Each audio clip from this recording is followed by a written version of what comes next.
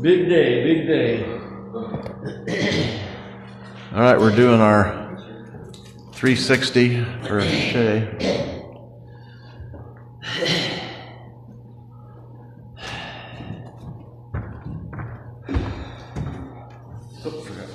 All right, welcome to First Universalist of New Madison.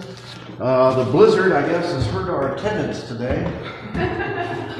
Everything is.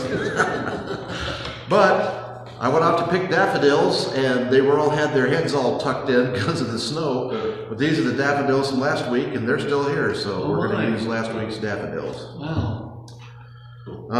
Any announcements other than the Tri-Village girls won the state championship, 30-0 season. Pretty amazing, and the town's pretty excited about it, which they should be, and I think the girls are pretty excited about it too. Any other announcements or any comments on the Tri-Village girls? All right. Mike's not here, he's in Florida, so we didn't get the email blast that went out. I got to talk to him about doing that because we're kind of limited with our participation here, and everybody has a job, but we need to double up so we know each other's jobs in case somebody's not here or doesn't come, so we can fill in, because we don't want to leave a big hole in it. So, okay, I don't have any other announcements. We're having the combination with El Dorado Palm Sunday, the second, and we'll put a sign-up sheet up. We're going to provide the food, so. And we're already pretty well along on that. Pretty much what we did the last time is what we'll do again, so I don't think we'll have any trouble with that. Let's see. And then movie night will be the last weekend the last Sunday in March. We'll show the movies here after church, and that will be on the Holocaust. And haven't really figured out, there's like 3 hours of that and another couple hours, and we're not going to do all those. So we'll kind of pick and choose. If people have preferences, they can let us know that. Otherwise, you can come in and leave or go whenever you want. It's not like we're not taking attendance or anything. But there will be pizza and some stuff to nibble on. So, all right. Our welcome is 4:30. Roberta is not here today. She got another letter from Jeff, and she was going to read that. So we're going to put that off till next week, as long as it doesn't snow and Roberta's able to come. Our welcome is 4:30 in your hymnal. Everything was out of the hymnal, so it only makes it nice and short. Everything's in one page. So.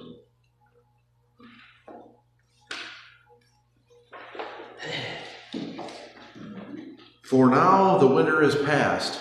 I guess I didn't pick that one right. That didn't come out right. Yeah, that didn't come out right. I thought spring was here. The flowers are out. It's been so warm all winter. The rain is over and gone. The flowers appear on the earth. That part is right. The time of singing has come. The fig tree puts forth its figs, and the vines are in blossom. They give forth fragrance. That is the Song of Solomon, chapter 2. All right, our prelude is Stardust.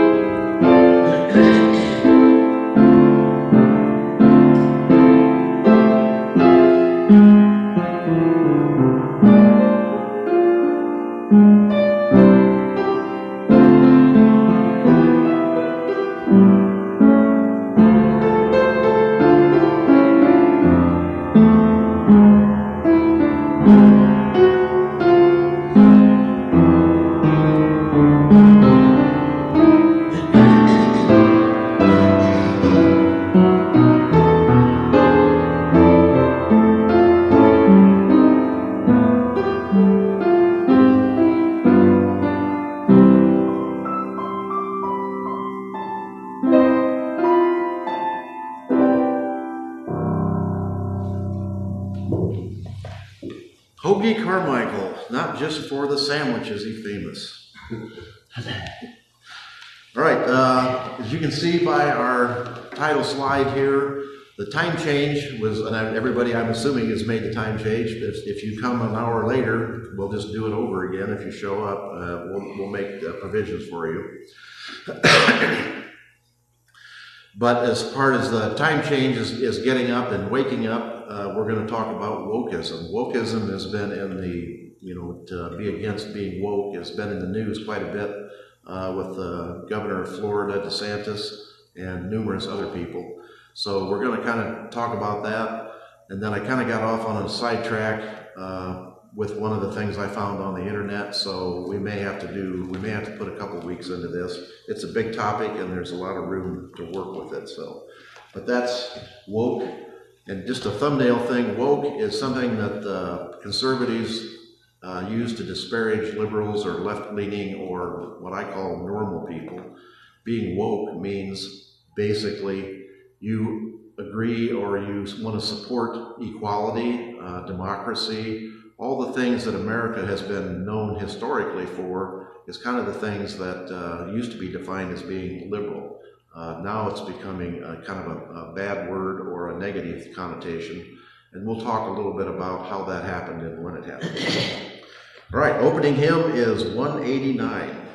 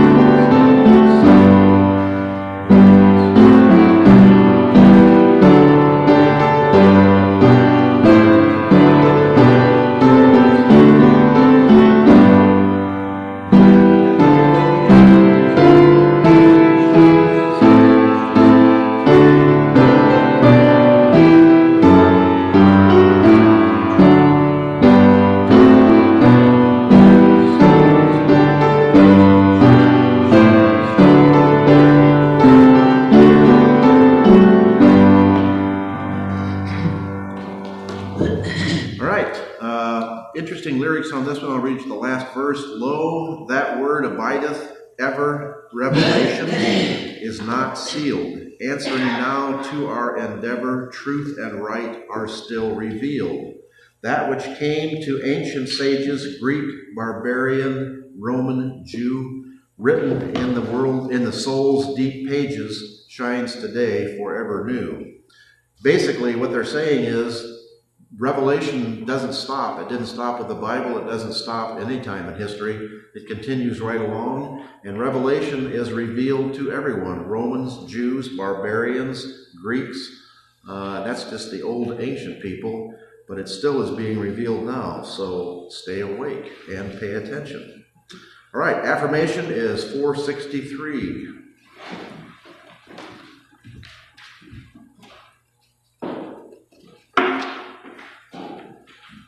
My heart is moved by all I cannot save. So much has been destroyed.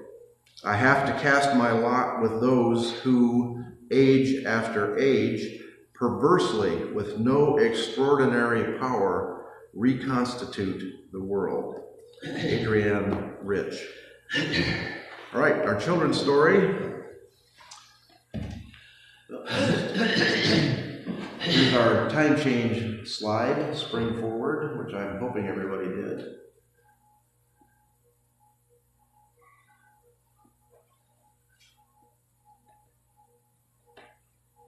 We're living in a time where we're more divided than ever, and we need a common vocabulary to talk about those differences. But that can be hard when we're not on the same page. It's why KPBS is launching a new series called Let's Talk About It, where we answer your questions. We start today with Mike Milton. He's a retired Navy man who identifies as white and a lefty. Center left. Politically speaking, that is. He says he pays attention to the news and current affairs. But lately there's one word he's been hearing a lot of that's got him scratching his head. Woke. I think it shows how wokeism destroys everything fun in our society. It's a word he mostly hears used by conservative media, and he's not sure what it means. One question I do have is, what is wokeness? The truth is, the word woke has lived many lives and iterations. Right around the early 1960s, 70s, when you had a lot of Black Power movements and kind of civil rights issues going on at that time. It wasn't called woke, it was called consciousness. That's Dr. Demarie Smith. He's a professor of rhetoric and media studies at San Diego State University. He says the word stems from the civil rights era. At that time, Black people particularly started thinking about what are the ways in which our government is not necessarily protecting us as citizens. For him, the real meaning of being woke is about connecting the dots. To me, means basically having a consciousness about some of the systemic issues that are taking place that have unintended consequences that kind of seem as though it may be a good thing, but again, there's things that we're not necessarily thinking about. In other words, it really just means to think critically about issues that impact us all, like education, healthcare, and policing. The word woke, though, became more mainstream in 2015, with more and more people using it that didn't know the word's origin, says Smith. The everyday white folks, I would say, and they started kind of using that terminology about, oh, I'm woke, I'm white, but I'm woke, you know what I mean? Which is when the word began to change and become less a way of thinking and more like a badge to signal to other people that you weren't racist. Levi's heard that if you're not woke, it's bad. Even Saturday Night Live got in on the joke, with its parody on the Levi's ad for woke jeans. Fast forward to today, where woke is being used by conservative media outlets to describe just about everything. The mission statement of wokeism, of Marxism, of the BLM movement is to destroy the nuclear family. Smith says he's not surprised to see woke take on yet another meaning. Like all words, they can be weaponized. In this current context, woke has become a catch-all for anything deemed progressive or inclusive. And the problem when you hear woke is, I would say, at least for Fox News, they kind of see it as more like folks who have this kind of socialist agenda where at least that's their perspective. And so anything that they don't deem as correct is considered woke. And that's how Mike Milton first heard of the word woke, light years away from its original meaning.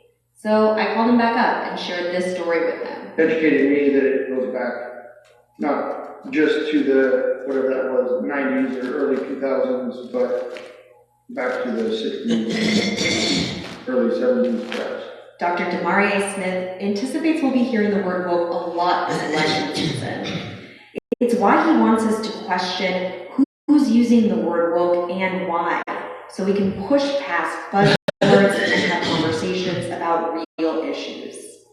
Christina Kim, KPBS News.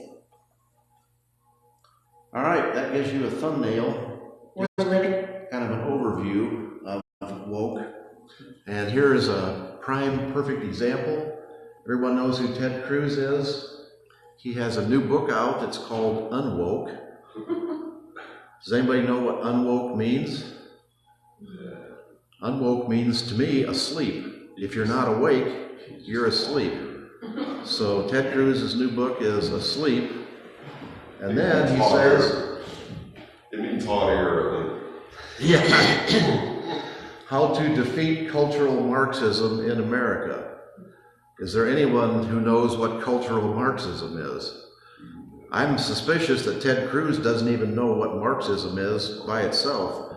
Marxism is a philosophy brought out in like 1920s and 30s by a guy named Karl Marx, who was German, not Russian. He was German, and he worked with another German called Friedrich Engels, and they wrote about capitalism.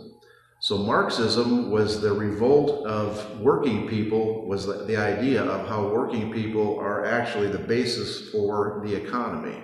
It was an economic treatise or an economic philosophy of how the capitalists were basing their means of production on the backs of the people who work and taking advantage of the people who work. And Marx and Engels predicted that the people who work would eventually revolt and say, we're not going to be lorded over by the rich capitalists. We can all see that has not happened, because now we have not just capitalists, we have billionaires and multi-billionaires telling us what to do and buying whatever they want to buy and selling whatever they want to sell. But that was the springboard for the philosophy of communism, which is not Marxism. Communism and Marxism are two different things. And the communists took Marxism and twisted it and made it into a totalitarian control of the masses and saying that the workers were in control. But that was just another fiction, another lie to cover up who the people were in control were. They weren't capitalists, they were totalitarian dictators, Joseph Stalin and Lenin. And Lenin and some of the early communists, and there were communists in the United States who wholeheartedly thought sometimes you have to break a few eggs to make an omelet. So you'll hear the same thing as conservatives tell you. For instance, our lovely lady Marjorie from Georgia has proposed that when people move from New York to Florida, they not be allowed to vote for 5 years because they've been contaminated by the blue states. They've been contaminated by Democratic states, so they're liable to contaminate a nice conservative state like Florida, so let's just keep them from voting. What can you say about something like that? That in this country that somebody rationally and publicly said we want to stop people from voting because we don't like the way they vote? That's how we get into wokeism. That's kind of what wokeism has become. Okay, that's a good overview of where we're going. Joys and concerns. We have a joy for New Madison and the New Madison girls, and those girls I think are going on to college, most of them, hopefully they are. And they've all signed. Yeah, They've and signed, with a scholarship, yeah. And hopefully they'll do well. So congratulations to the New Madison girls. Yeah, Riley Sagister holds the girls' three-point record at 400 three-point shots and a career of 2,001 points. Career of 2,001 points and the record for 400 three-point shots, which That's all girls. that's pretty State of incredible. Ohio. All girls in the state of Ohio. So that's something certainly to be proud of. We still have our sunflowers. Ukraine is not improved. It is the prototypical meat grinder. The Russians and the Ukrainians are fighting over a city that has no real value other than to say we own it or we took it or we didn't give it up. And they are just slaughtering each other by the droves. I don't know how to explain it. How do you explain war? And that's kind of where we can get into capitalism and communism and Marxism again, where rich people send poor people, send workers to the front to be killed with no regard as to what happens to them or why, just to win a point, to win a point of pride for them. So that is still playing out. We are still sending supplies. There was a thing on the news that they're firing off so many artillery shells that we can't even make enough artillery shells. They fire in 1 week what we produce in a month. So we're getting farther and farther behind, and now we're starting to ramp up production for artillery shells, not to mention everything else that they use. And this is how capitalists, in the original understanding of Marxism, used war, because it's something that nobody will vote against. They won't vote against war, although that's beginning to change a little bit with the Republican Party. And you can hire all kinds of jobs, you can hire all kinds of production, you can use all kinds of resources, and then you just throw it away. Like you can just keep right on doing it, and then it explodes, and then you have to have another one to replace it. So it's a perfect way to raise the economy. Most people are aware that we were in a depression in the 30s in the United States and actually in the whole world, and what brought us out of the depression? World War II. World War II came, we started producing bombers, ships, tanks, rifles, uniforms, Spam, and production went crazy. Everybody had a job, everybody got paid, and everything that we produced either blew up, sank in the ocean, or destroyed. So you just needed to keep making more and more and more. It wasn't like there was ever a glut. You didn't have too many eggs or too many steel helmets or too many tanks, of course, until the war was over, and then things kind of changed around. All right, any other joys and concerns? Okay, hope everybody stays healthy. COVID is still out there. Once again, I say this every week, and I'll keep saying it every week. I'm probably the only one I see in Kroger's or Tractor Supply wearing a mask, except for a couple of old people on crutches and wheelchairs, and I'm sure their health is compromised. But it is still out there. There were, in the week before last, there were 9,000 new cases of COVID in Ohio. That was a big jump over the time before. And this is the new third or fourth variation, whatever, which is much more contagious. And it still is being passed around. My wife is working with New Carlisle, and their people in their nursing homes are still getting COVID because people just they don't get vaccinated and they don't wear their masks when they should. There's no excuse for some poor resident in a nursing home to get COVID because somebody brought it in and gave it to them. They're in a protected place and they should be safe from that kind of thing. And they are the ones who are specifically in danger because of it. The old, the infirm, those who have medical problems are the ones who are most likely to suffer. Right, for those thoughts and joys, those fears and desires that we cannot voice and we cannot share, we are open to those, and if whatever we can help, we would be more than happy to do. Okay, our message is wokeism, and it's going to veer off into something that's connected to wokeism, and I'll give you the title of that now. Why do fascists hate everyone so much? This is by a guy called, I think he's from Pakistan, I'm not sure where he's from, but it's Umair Haque is his name, and he writes for The Guardian in Britain, and then he writes a bunch of articles that appear on the internet, and I find him pretty interesting. He is a predictor of doom, more or less, and that, as you know, that's one of my little interests, to see what's going on with the world, what's going on with the population, and why people behave the way they do. Why is the world becoming more fascist? Countries all over the world are trending conservative. The Israelis, which has one of the few democracies in the Middle East, have elected a conservative government that has stated they want to take all the Israeli Palestinians, the actual Palestinian voters and citizens of Israel, and drive them out of Israel and take them out of the West Bank and take over the West Bank, which is the city of Jerusalem, for the state of Israel. No more two-state solution, no more. The Palestinians and the Israelis need to learn to live together. And it's like any other example of propaganda. When the other side does something, one person on the other side does something that's bad, like a Palestinian shoots an Israeli, that's an example that every Palestinian is branded with that. And then the Israeli settler population riot, and they go over and kill 5 or 6 or 7 Palestinians. They burn down their houses, they tear up their olive groves, they drive them out of their houses. So each side and then the Palestinians use that riot as an excuse to shoot more Israelis. So the thing just kind of builds one on another.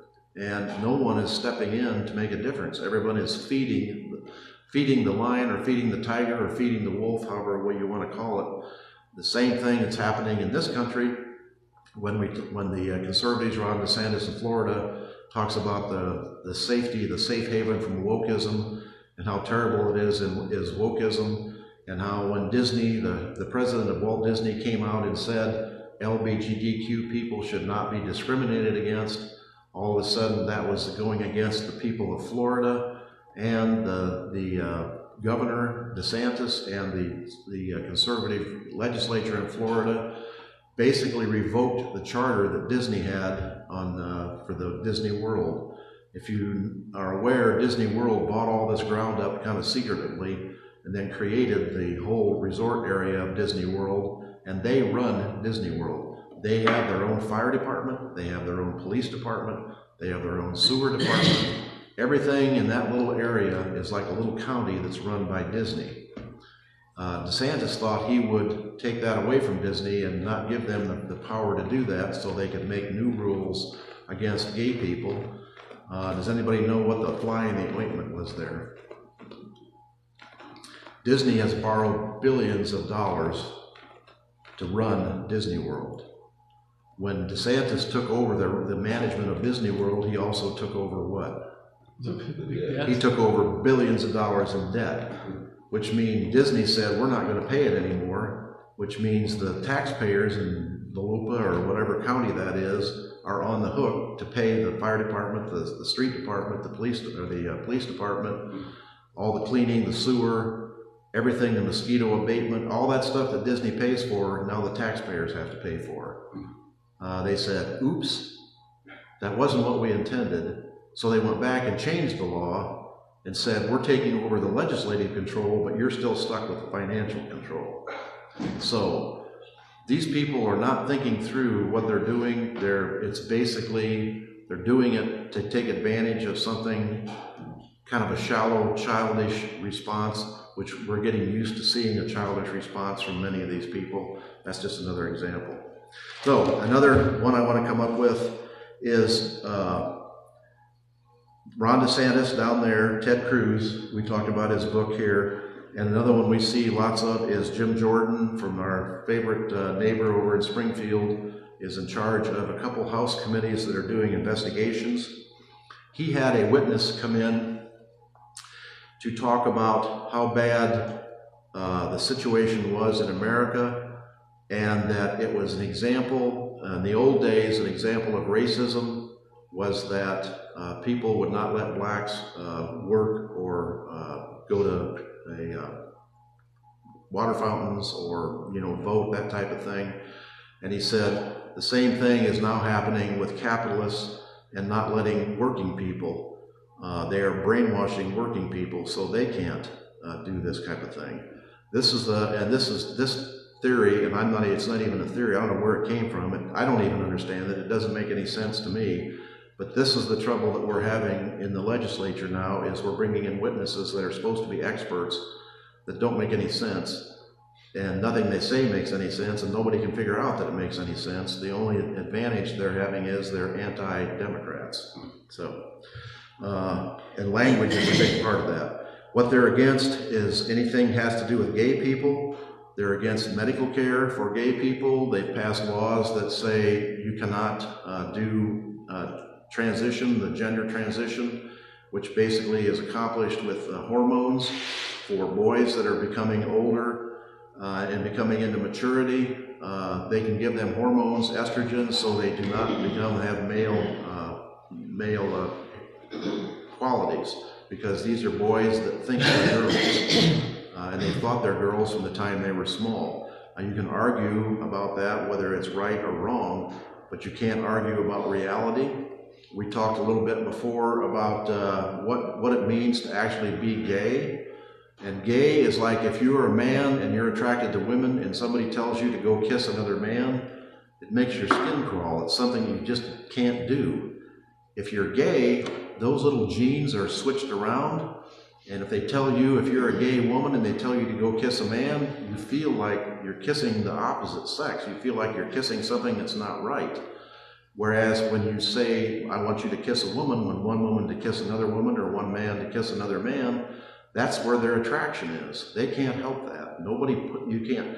Who would choose to live like that? Who would choose to be changed like that? This is something that is inherent in your genes. It's not something you can be raised to do. It's not something that you can be brainwashed into doing. And understandably, you can't be brainwashed out of it.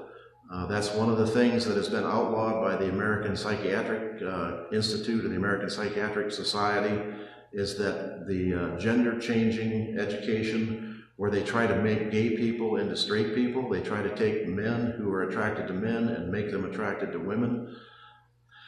They basically brainwash them, put them through like a Chinese water torture type thing. It does not work. It basically destroys them mentally and physically and emotionally. And yet, in many states, blue states have outlawed that practice. In the conservative red states, they're bringing that back, saying there's nothing wrong with that. All right, we're going through that. This all started, how many of you remember Ronald Reagan and Lee Atwater? Everybody knows Ronald Reagan. Does anybody remember Lee Atwater? He was the first guy who figured out the value of language. He was the first guy who came out with bleeding heart liberals. He was the first guy who started using language to mean something that it doesn't actually mean. When you were growing up in the 30s and 40s and you were a conservative, it used to be they were all Democrats in the South, and then when Nixon came along, they all turned into Republicans. You could use the N-word without a problem. There were colored water fountains, colored bathrooms, colored people had to sit in the back of the bus. There was nobody would give you a minute's notice. Nobody would bat an eye if you called somebody the N-word walking down the street or wherever it was. As we got into the 60s and people began to think that's not really right, all of a sudden people aren't allowed to use the N-word. So what do they use instead of the N-word? They use bleeding heart liberal, or they use all these little euphemisms, poor people, or welfare Cadillacs, or welfare queens. These are all the same terms used to disparage people and to make them feel small and to raise yourself above them, but not using the N-word. It's they're using substitute words, and they've just all kinds of those that they've created. And that's kind of where this all started, and this wokeism that we talked about in the children's story, that's just another example, that's just another term. Wokeism used to be what you were woke in the 60s, as the professor said, that meant you were aware of what racism was. Now, there is no, according to the conservatives, there is no racism. America is a completely unracist, past racist country, and that's proved because we had a black president. So if we have a black president, we couldn't be a racist country. And yet, we all see examples of racism all the time. It hasn't disappeared, particularly among every person. But if you say that, if you believe that, and say that I am woke, I am aware that there is racism, now you're not allowed to teach that in school. You're not allowed to talk about racism in school. You're not allowed to criticize America in school. Eventually, we'll get to the comparisons between what's happening with this program, and as we talk about the Holocaust, if you look at the history of Germany in the 1930s, the exact same thing started with what was the Germans didn't start out massacring and burning Jews. They started out by saying Jews cannot vote, Jews cannot shop in these stores, Jews cannot be in these places, they cannot be in these parks, they can't go to these museums. And they gradually enclosed and pushed, they can't have houses in this neighborhood. They gradually pushed, they can't have these occupations. They eventually got to where they couldn't be they couldn't be doctors, they couldn't be lawyers, and then they couldn't have jewelry stores, they couldn't have any businesses. They basically stripped them of all of their rights until they became non-people. That's kind of what we're looking at with anybody who's LGBTQ, or if you're a minority that is Black Lives Matter, Black Like Me, that type thing. They're constantly adding new laws to try and push these people into a smaller and smaller area. So, let me go to why do fascists hate everyone so much? That's a question, this is by Umar, I keep asking these days, maybe you do too. It's simple enough, and yet it's surprisingly complicated, strangely, and ugly. Why do they hate us? Why do conservatives seem to hate people who are considered liberals or open or accepting? You know what I mean already. Just think of the state of the nation or the world. It's being rocked by fascist tides again. Who's under attack in America these days and who's not? Women, kids, LGBTQ, teachers, trans kids, their parents. It's a long, long list, and it's expanding as light speed as they come for everyone to take their basic rights and fundamental freedoms away. Not in metaphorical ways, but in real ways. Freedoms of expression, association, privacy, movement. Women given the death penalty for marriages. Teachers turned into felons for saying the wrong word. Kids who can't change their names. Hate is a strong claim, and yet it's easy enough to see, or at least it should be, that in manifold attacks on these basic freedoms, it isn't just the subtext of hate, it is the real thing. Open calls for eradication, speaking about those who are just pleading for decency as if we're a virus. If all this isn't hate, then what is? Surely hate doesn't have to be only the next step, which is genuine material annihilation. It begins here. And you've heard about the calls for eradication for gay people. That was a Florida legislature.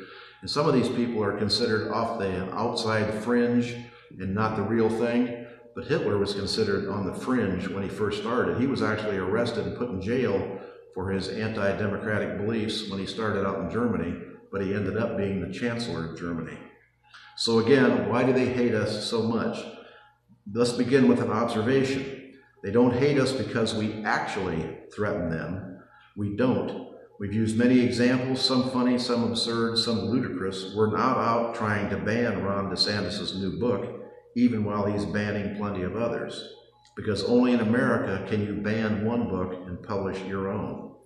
We're not out trying to stop anyone going to the church of their choice, or join the GOP, or teach their kids whatever they like, have them read whatever books they want to read, stop them from reading whatever books they don't want their kids to read, or name themselves whatever they want. We're not interfering with their lives. We have no interest in that. But here's the telling part. It's so factual, so clear that we're not interfering with their lives, that we don't threaten them. They have to make up crazy, completely ludicrous fictions about us in order to portray us as threats.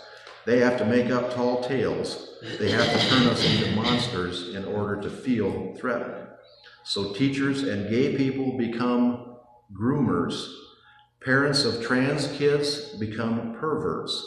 Liberals are part of a pedophilic, satanic conspiracy where the blood of innocent kids is ritually drunk for eternal life's sake.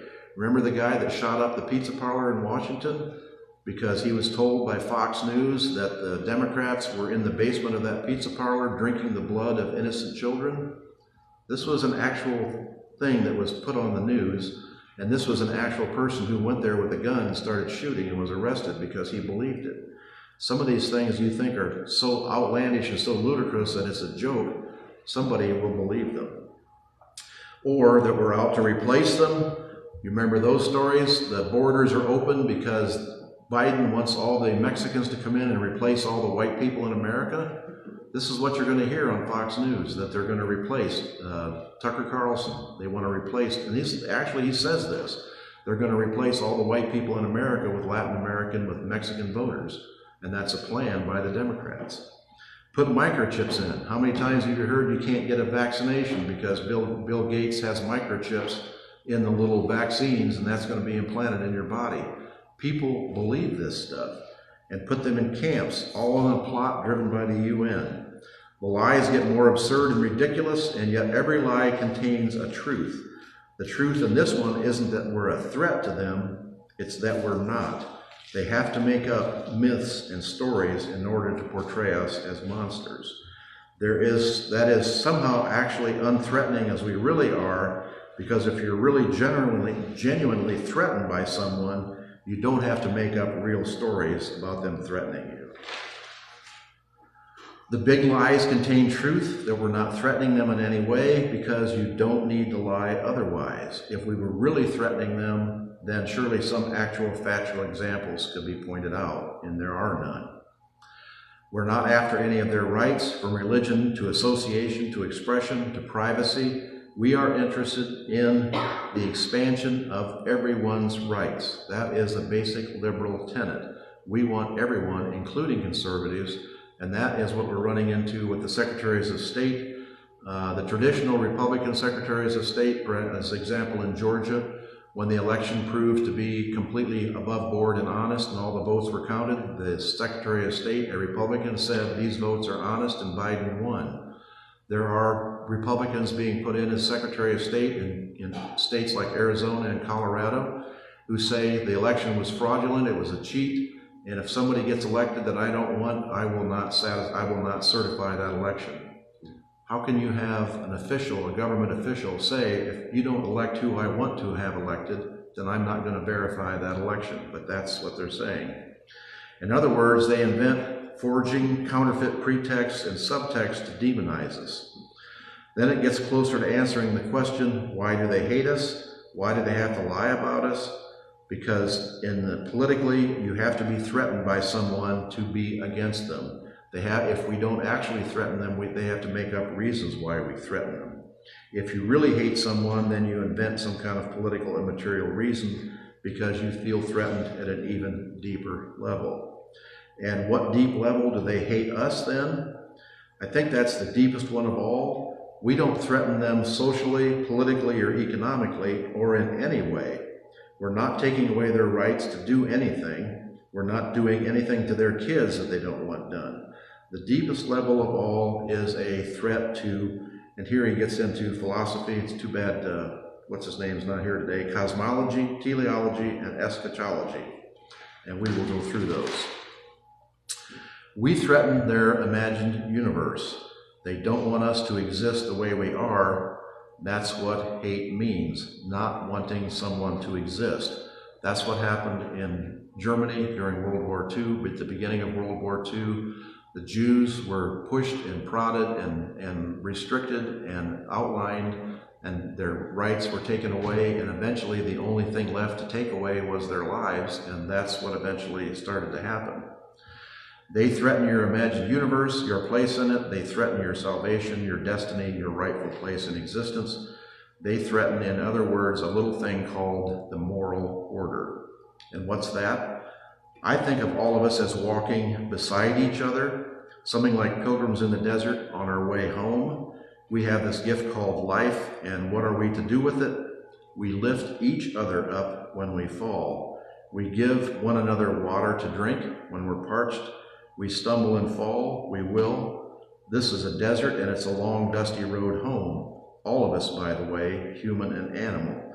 The ghosts of our ancestors walk beside us, and our future children beckon us on. That's how I see life. You might see it another way, perfectly fine, but he sees life where everyone helps everyone. My moral order, in other words, is a kind of fellowship among all God's creatures. It's a circle, not a hierarchy. But the moral order of fascists is very different. It is hierarchy. And all of you know that when you talk to conservatives, the most important thing is order. Order in the hall, order in the streets, order in the legislature. No dissension, no arguments. You do the way we say you do, or you get out. And that is the importance of hierarchy to conservatives. The pure and the true men are at the top, beneath them women, and then comes all forms of various subhumans, minorities, LGBTQ, kids who are trans, liberals who succumb to the woke mind virus. These people are, quote unquote, unworthy of living. Who said that? It could have been almost anyone at CPAC, but in fact it was a guy called Adolf Hitler. The Nazis expressed this moral order and turned it into a social political order. They began with the hated groups like the disabled and LGBTQ, and then annihilated the Jews.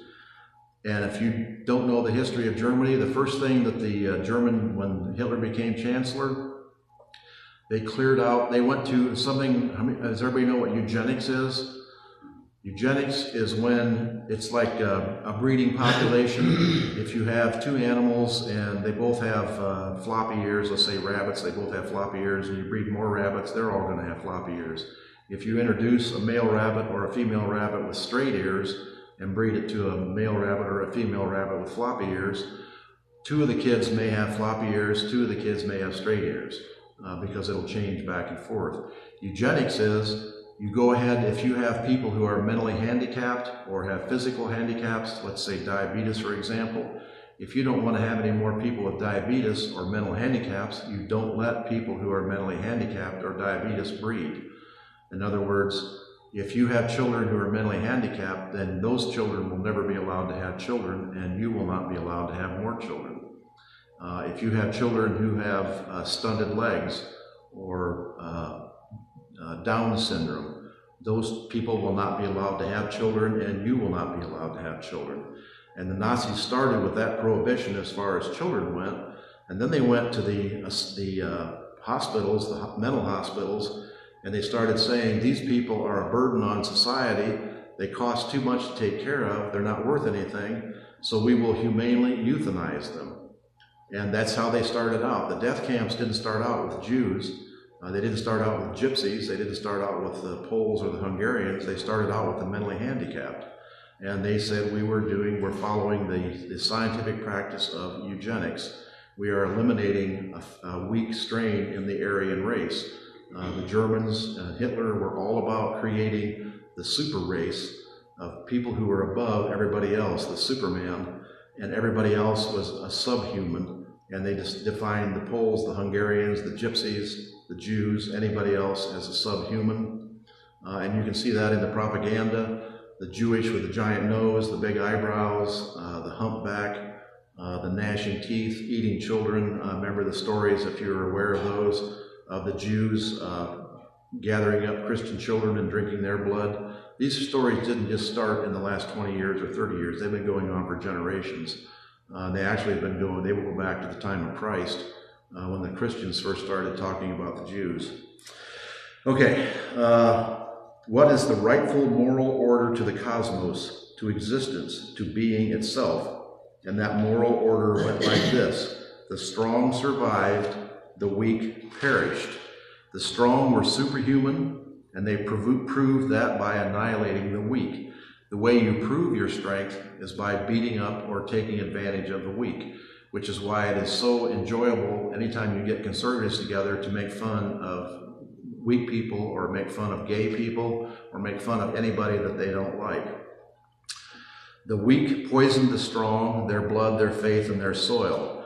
They took the rightful belongings, not just money, not just women, not just homes, but their rightful place in the universe.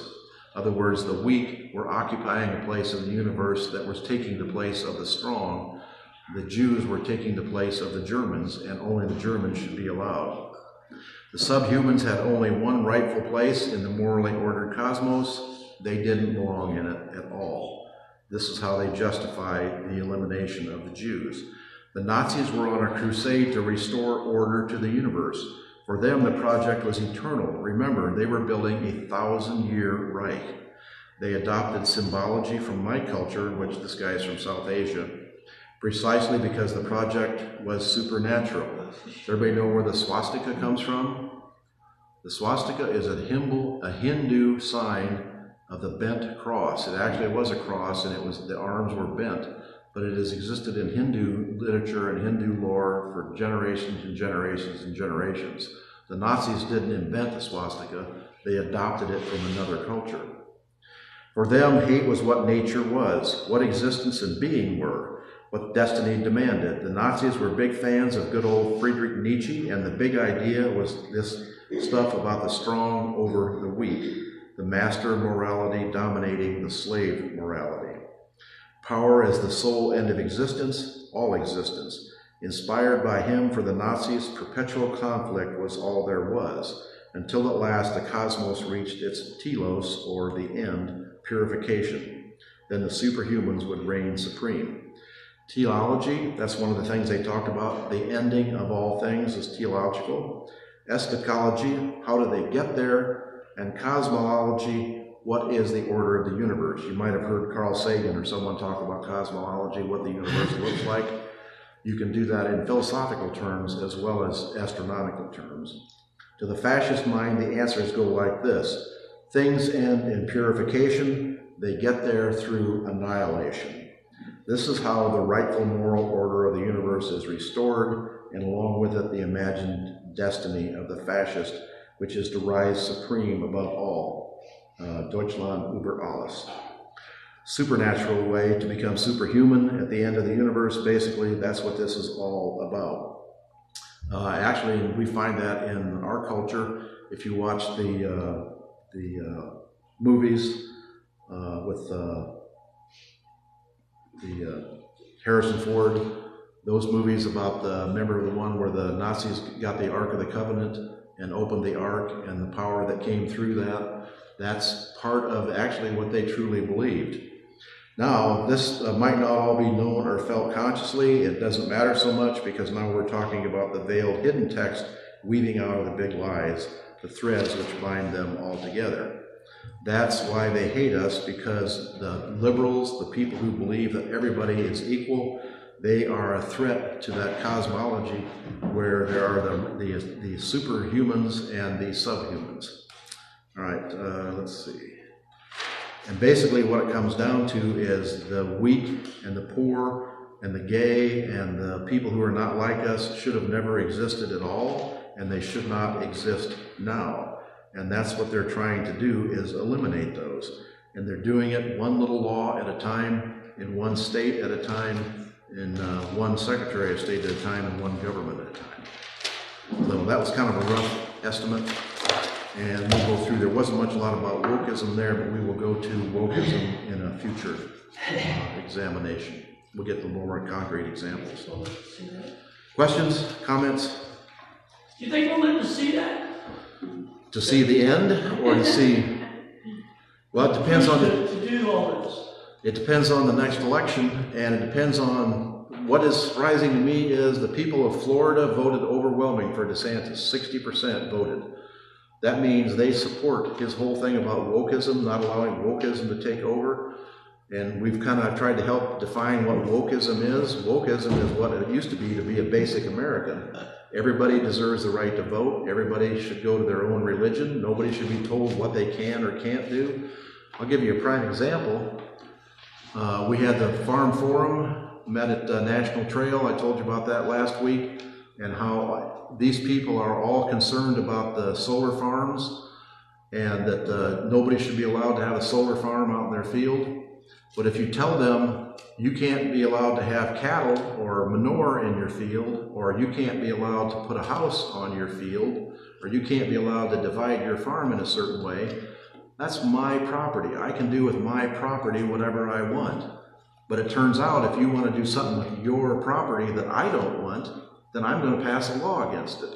Yeah. That's the whole problem with conservatism as far, and it's not old, that's not, I grew up with Howard Baker. Remember when Nixon, some of you might, you're old enough, when Nixon was impeached, the people standing up for the impeachment of Nixon saying, you did things that aren't right, you should have never done all those tapes, and you shouldn't have not have sent the burglars into to the Democratic headquarters to spy on them, were the Republicans, Tennessee, conservative Republicans, Howard Baker, people who were upstanding Republicans said, this is not right, and if you don't resign, we'll impeach you.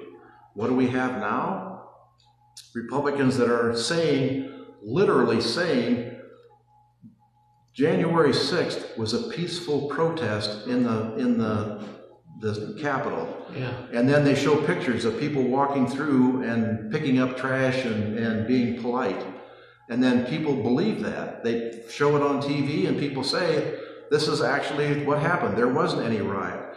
And everybody, we all saw it on live TV. We saw him smashing the windows out. We saw him, the policeman with his head being crushed in the door, screaming for help. We saw the policeman being beat with flagpoles. I mean, and they're saying, they're denying reality. So can it happen here? That's what happened in Germany. Reality was denied. People saw, they had what they call crystal knocked. when the Germans, the brown shirts, went around to all the Jewish businesses in Berlin and broke all their windows out and looted all their stores and said the Jews deserved it because they were cheating the Germans. And the German people stood by, but they didn't stand by because they just were bad people. The Germans are masters of propaganda. I may show you a little bit of Triumph of the Will is a propaganda movie that came out in the 39 at Hindenburg. And they were basically led along this. They were, Goebbels was the German master of propaganda, and he was an expert at it. Little tiny things in the news. The kids in school learned to salute Hitler and say, we pledge our loyalty to Hitler, not to the state of Germany, not to the democracy of Germany or the government of Germany, but to that person, Hitler. This is what you see going on with Trump. These Republicans don't care. If you're a Republican and you don't believe in Trump, then you're not a Republican. You're a rhino. You're a Republican in name only.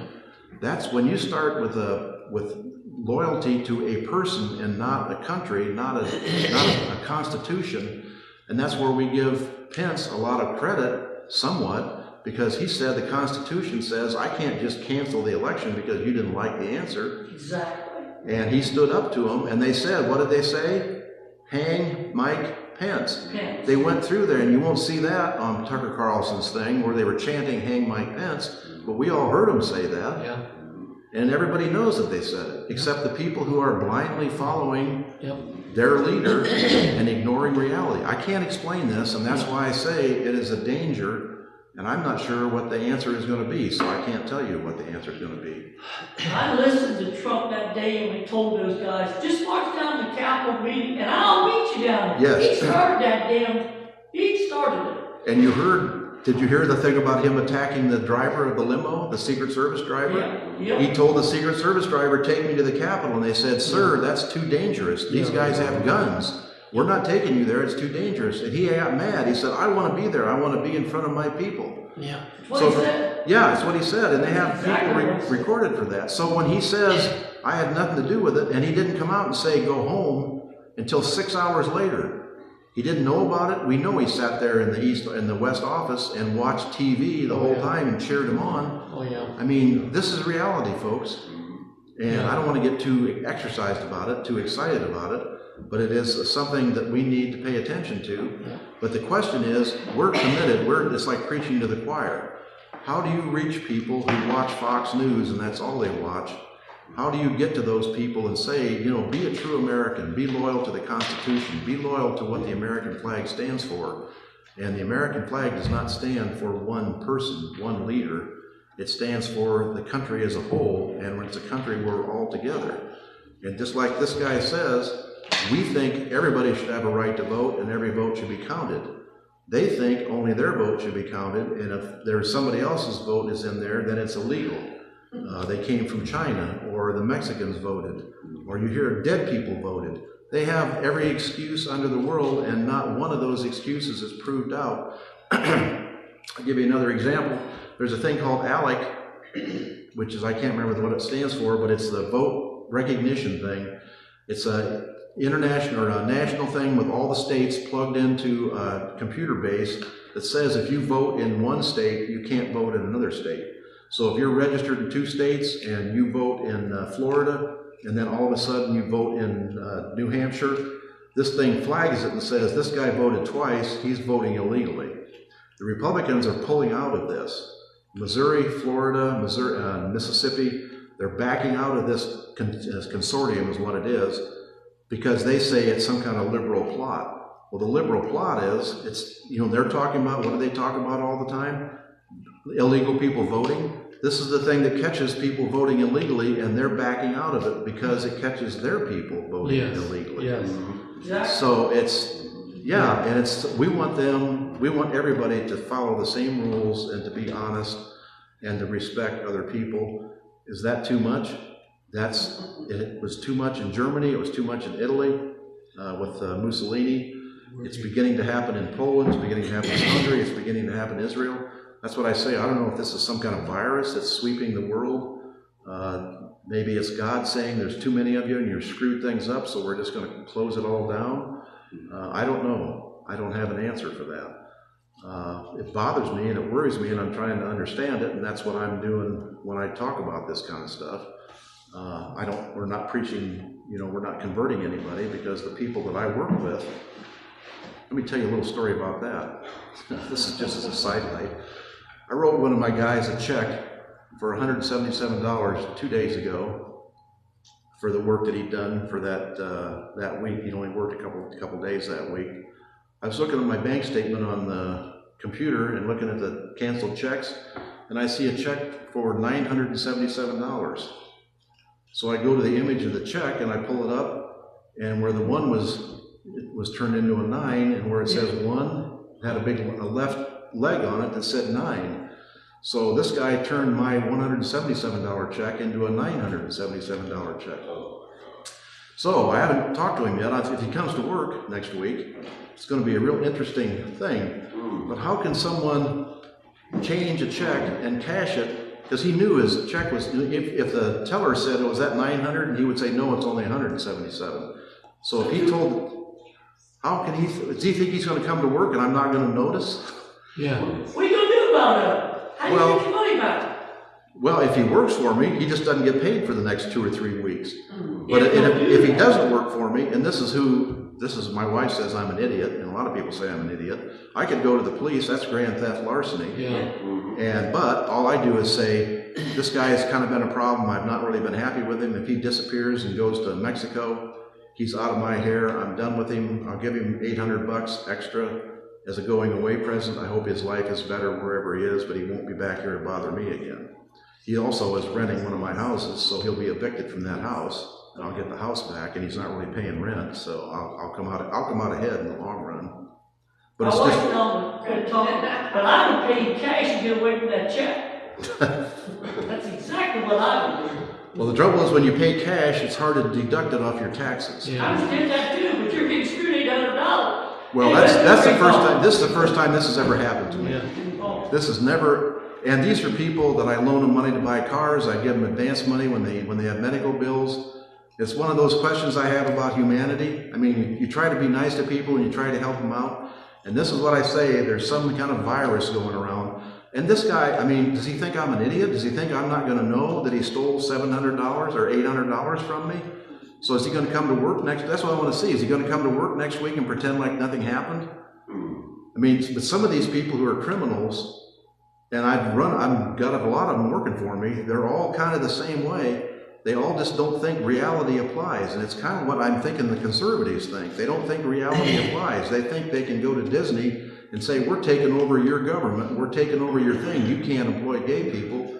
And then they find out they're on the hook for billions of dollars in debt. Reality has a way of being reality, whether you want it to be reality or not. So, all right, I've blabbed on way too long here.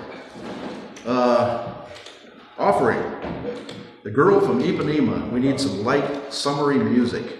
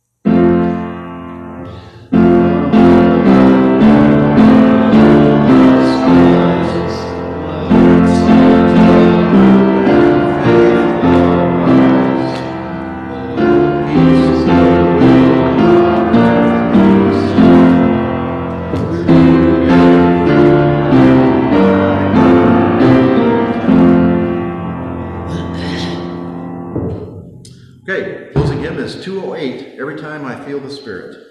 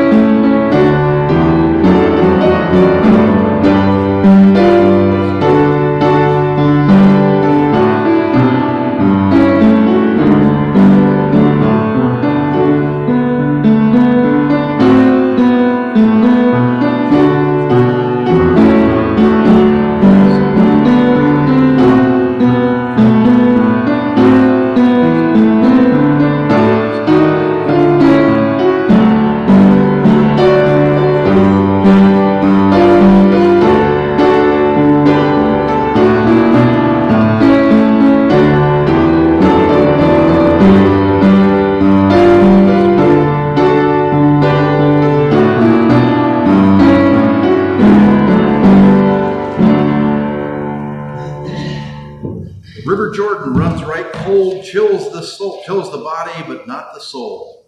Ain't but one train on this track, runs to heaven and right back.